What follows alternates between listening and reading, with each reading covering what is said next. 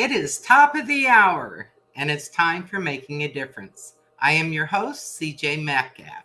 Welcome to the show. On this show, we like to interview people in our community and the differences they make in other people's lives. And this show is sponsored by the Gulf Theater at the Military Heritage Museum. We appreciate their sponsorship, and I encourage everyone to go to their website and click on the events and see what is coming up in the theater. They have some amazing shows. On today's show, we're going to do something a little different than what I've done before, and this is for all of you who like to scavenger hunt or mini treasure hunt, let's call it. It's called geocaching. If you may have heard about it, you may know friends that do it. But we're going to look into it and see what is involved. And I have a guest with me today. She goes by the geocache name of Geomedic. I call her Sue, but she is Geomedic. So if any of you have ever seen any of her caches that are listed in the Charlotte County area, you can thank her for putting those up. So I'm going to bring Sue on, or Geomedic, and introduce you to her. Sue, welcome to the show. There she is. Hello, everyone. Okay, let's get started. What exactly is geocaching? Geocaching is a high-tech treasure hunt, as it's called by the world. It started with someone 20 years ago who placed something in the state of Washington, I think near Seattle, up in a mountain. And in the year 2020, GPS coordinates became available to the public. Prior to that, they were just governmental, and the public couldn't use them or didn't even know about them. However, someone placed this thing in Washington, the state of Washington, and put the coordinates online. The computers were still starting then, where everybody would have one, and everybody went to find it. And they thought, wow, this is a great idea for a scavenger hunt. That's interesting. So how did you get started in it? Well, interestingly, I was at a doctor's office with my mother. This is 20 years ago, as long as I've been doing it. And I was reading all the magazines in the waiting room, as we all do when we go to doctor's offices.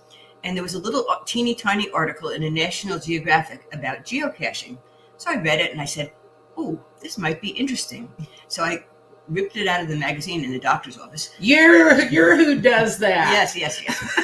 So I brought it home and put geocaching on the internet. It's geocaching.com. You can all do it. And lo and behold, there was one about 3 miles from my house.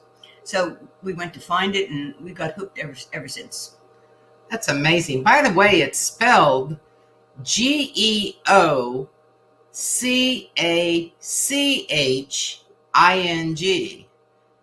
And there it is. For those of you watching the video, the name of it is right there. So what do you need to know to geocache? Well, I think one thing is a little bit of an adventurous attitude. As you saw on that map, when you do sign into geocaching, you can either do it on your cell phone, or you can get a handheld GPS such as this. It's a Garmin that I purchased at Bass Pro, and you can log your geocaches in that way. Or you can go on your cell phone, which is pictured there, the map of geocaching. And it's a sense of adventure because all those caches are all over Port Charlotte. You can see where they are. And if you would look a little bit further to one direction, that area where houses aren't built on the other side of Veterans Boulevard, there's got to be hundreds of geocaches in Port Charlotte. And there's some in Punta Gorda. The way they're marked are the green ones are available for anybody to find. The blue ones have a question mark, and they're something called a puzzle cache, which is a little bit intricate. And the orange ones are multi-caches. It's where you find one place and then have to send to another place. So you have to go to a few different spots to find it. So Did I see somewhere? I saw, like, I was looking up Cape Coral, and there are like 915 geocaches in the Cape Coral area. Now, I didn't follow through to find out how many are in the Port Charlotte or Northport area, but it's a lot. I know that there are like 400 volunteers around the world that participate in this, in editing and watching the website and keeping things up to snuff. And then geocaching itself, which is headquartered out of Seattle, Washington, they have 80 employees that work there full time, again, reviewing geocaches and taking care of the website so that it stays operational for all of us to enjoy. So it's quite amazing how this works, and I guess it's kind of addictive as well. It is addictive. And 20 years ago when it started, it was probably experimental for a few years. However, it became big business. The geocaching company that operates that website is called Ground Speak, and they sell geocaching supplies. They sell special little boxes that you can put geocaches in, such as this. You can buy that. That's commercially made, and it costs a few dollars, and you can put a geocache in it and hide it. So they've become big business. And you can do this on your own without paying, but you only get a limited number of geocaches. If you want to join geocaching, it used to be less, but it's now $30 a year to belong to geocaching, and then you get access to all the brand new caches everywhere in the world. So at a geocache, let's say that you have used your GPS, rather your phone, or rather you have the privilege of having one like you have, and you go and you find a geocache. What do you expect? I was with her one day when she was searching for a geocache, and I found it rather humorous as I watched her, because she said, "Oh, it says I'm within 4 feet. Stop the car and let me look." And so she got out, and it had a hint on it, and it said, "Look up high."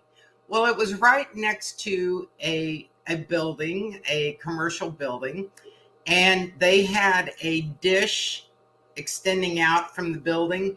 And here she was around that dish, looking all around it, reaching up, feeling of the transponder and everything. And I thought, wow, okay. And so then there was this poor little tree sitting there, and she was sitting there looking up at that tree going, okay, well, I don't think it's here either. So she went down a ditch and up on a little hill next to a canal, and she started looking around and looking around. And so the instructions were for her to kick her leg up like a flamingo. and and it was when she did that she leaned back and she saw it up in yet another tree. It was on a branch up in a tree. So she reached up and undid it. And let's talk about what you experienced from there as far as what was in it. And geocaches can be a number of sizes, from teeny tiny, so little that you can barely see them, which makes looking for it much more difficult. Here's an example of one that you can buy at geocaching. That's the size of it. Oh my! You can have one that size, and then inside that there's a logbook, and geocaching provides. That's very hard to find in the middle of a tree with leaves on it. Geocaching provides online a way to print logbooks, and logbooks go inside all the caches. Now, how would they put a logbook inside this? Well, you can. This is so little. You can print them like this. That's a log, and then you roll. And that's the geocaching logo on the top. And you can print these for free, and then roll it up or fold it up and put it inside of the cache. I think I would prefer to have this one. I don't want to look for something this small. They're made so that the normal person walking by wouldn't find them and disturb it and destroy it. I've been out in the woods, way out in the woods, and you know how out in the woods people like dump old stuff. There was one in an old refrigerator that had probably been in the woods for 15 years. In the old refrigerator, dumped in the woods, the garbage, there was a geocache. Okay. Wow. And then I know that a lot of them are put in, you may find them in a little baggie. You may find them in a pill box.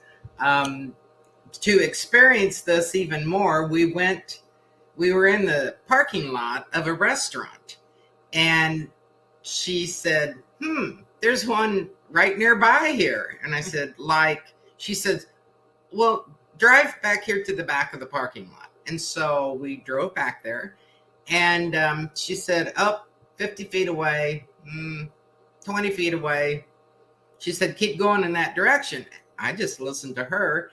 And pretty soon she said, stop. She said, I'm going to get out and see if I can't find it. And so she got out and she said, I think I know where it is. And this parking lot was right next to a street, and there was a street light there. And at the base of the street light was mounted on one of these big concrete bases. And at the bottom of this street light was a metal frame. They call it a skirt. Okay, a skirt. Yeah, it just is kind of a decorative piece. And she went over and picked that skirt up because it's loose. She picked it up, and sure enough, there was a pill bottle in there, and that's where the geocache was. And in these geocaches, whoever sets it up and does the initial cache, they can put little treats and treasures. Oh dear. They can put little treats or treasures, and when you come across your geocache, you can take one out as a memorabilia of that cache, and then you can also leave something. There's a question coming across that says, have you ever run across a snake or some creature wrapped around a geocache? Oh my God. Well, the answer is yes. It probably happened, I don't know, 5 or 6 years ago. And my 98-year-old, who was then at 98-year-old mother was with me in the Ocala National Forest. And I'm pretty adventuresome. I'll go up and ahead of everybody who's geocaching. So I'm like frolicking through the leaves, going down this path, and I hop over a log that was in the crossing the path. And here comes my mother and my significant other behind me. And they said, stop, don't move. And I had hopped over this log with this nesting out in the sun rattlesnake. It was so big. So they said, stop. So I took a picture of it. And then we were from New Jersey, so I didn't know much about the Ocala National Forest.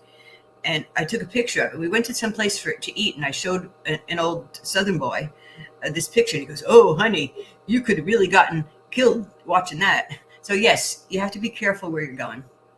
Oh, my goodness. I'm sorry. That just gave me the willies. I think I'd pass on that geocache. You don't know what's going to be there. Okay, where is, let's ask this question.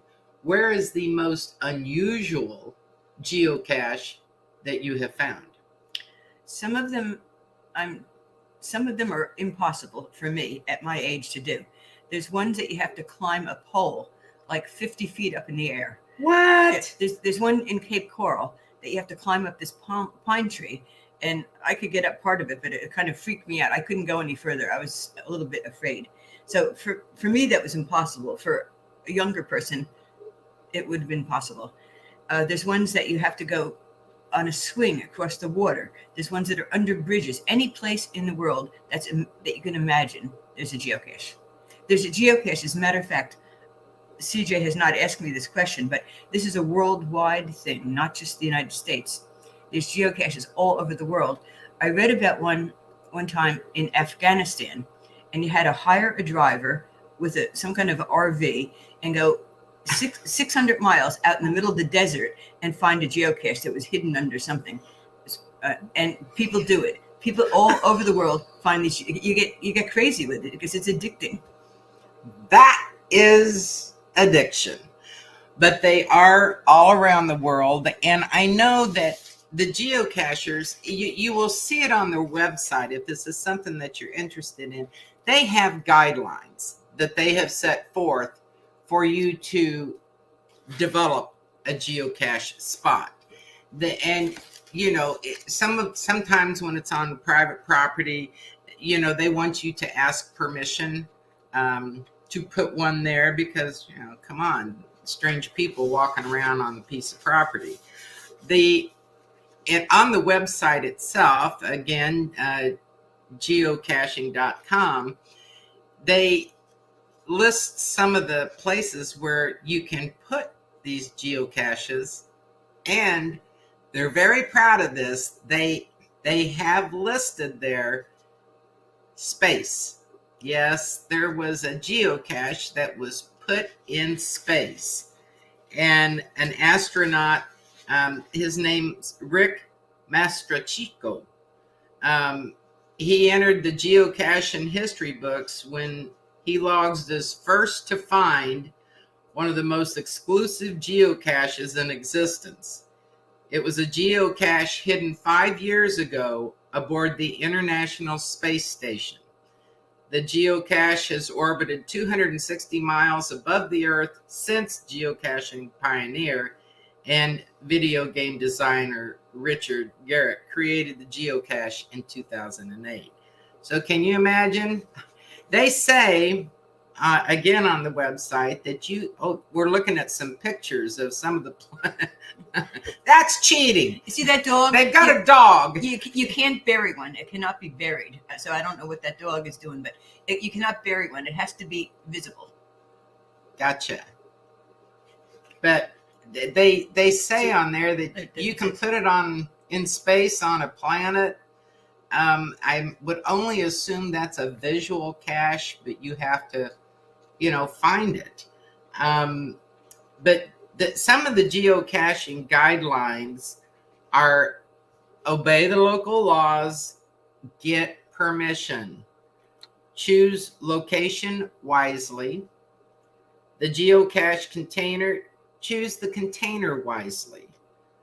Choose the geocache contents because it only makes sense that it needs to be waterproof, that the weather doesn't deteriorate the log and perhaps any of the treasures that you put in it. And the geocache page itself, when you put in a geocache, there is a submission and review process that it goes through. They review the cache page contents, the owner's responsibilities, the physical caches, earth caches, and lab caches.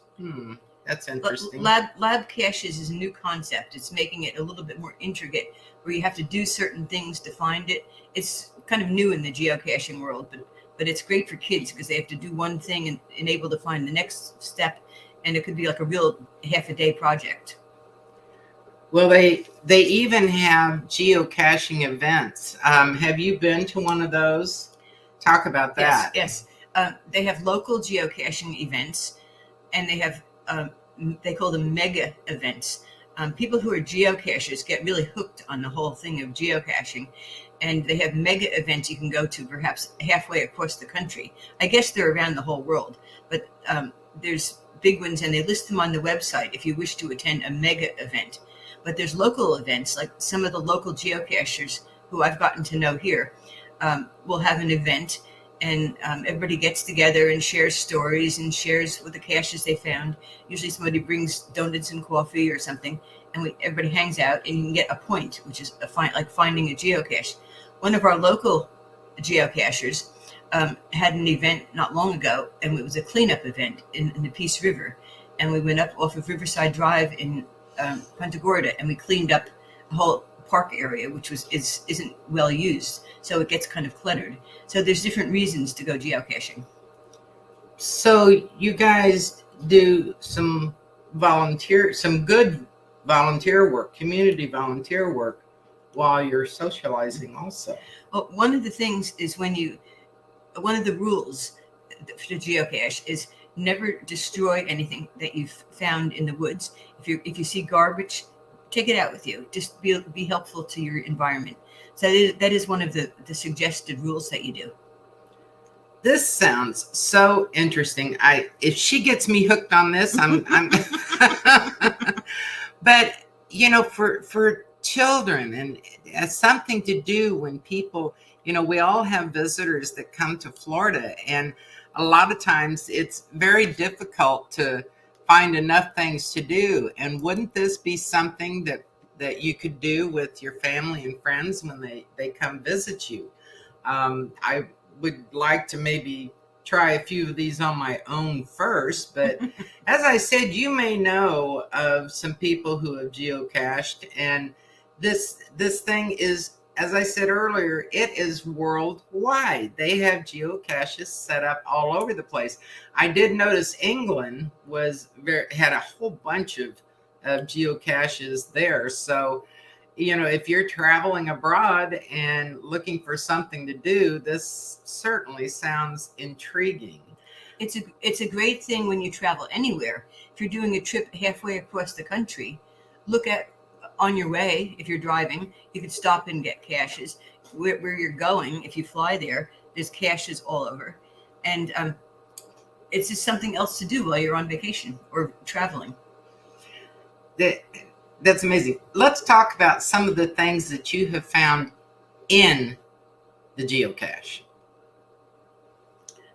Okay. There's something called a travel bug, which we haven't talked about yet. It's just another little arm of the geocaching experience.